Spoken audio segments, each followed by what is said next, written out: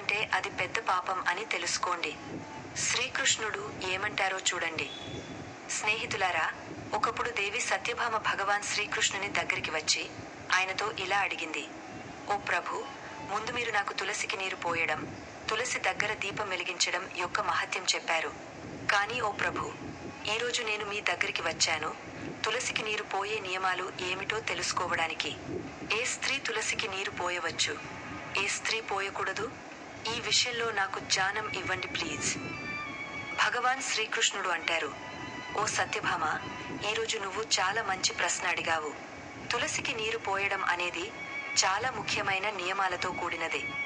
ఆ నియమాలు పాటిస్తూ మాత్రమే తులసికి నీరు పోయాలి. ఎవరైనా ఈ నియమాలు పాటించకుండా చేస్తే వాళ్లకు పెద్ద పాపం తగులుతుంది. దేవి లక్ష్మి వాళ్ళ ఇంటిని వదిలి వెళ్ళిపోతుంది. ఓ ప్రియా, ఈరోజు నేను 3 స్త్రీల గురించి చెప్తాను. వాళ్ళు తులసికి నీరు పోయకూడదు. ఈ స్త్రీలు తులసికి నీరు పోస్తే ఏమీ శుభఫలం రాదు, బదులుగా పెద్ద పాపమే తగులుతుంది.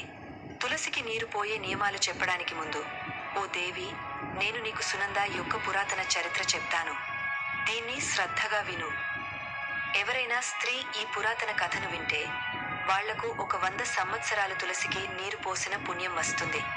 ఈ కథను ఎవరు శ్రద్ధగా వింటారో వాళ్ల దుఃఖాలు నశిస్తాయి, దారిద్ర్యం దూరమవుతుంది. దేవి సత్యభామ అంటుంది: ఓ స్వామి, మీ ముఖం నుండి ఈ కథ వినడం చాలా సౌభాగ్యం. దయచేసి నాకు ఆ కథ చెప్పండి, నేను శ్రద్ధగా మొత్తం వింటాను. స్నేహితులారా, అప్పుడు భగవాన్ శ్రీకృష్ణుడు దేవి సత్యభామకు ఆ కథ చెప్పడం మొదలుపెట్టారు. ఈ కథను మీరు శ్రద్ధగా మొత్తం వినండి, ఎందుకంటే అర్థాంతరంగా వినడం ప్రమాదకరం కావచ్చు. మరి ఆ కథ ఏమిటంటే,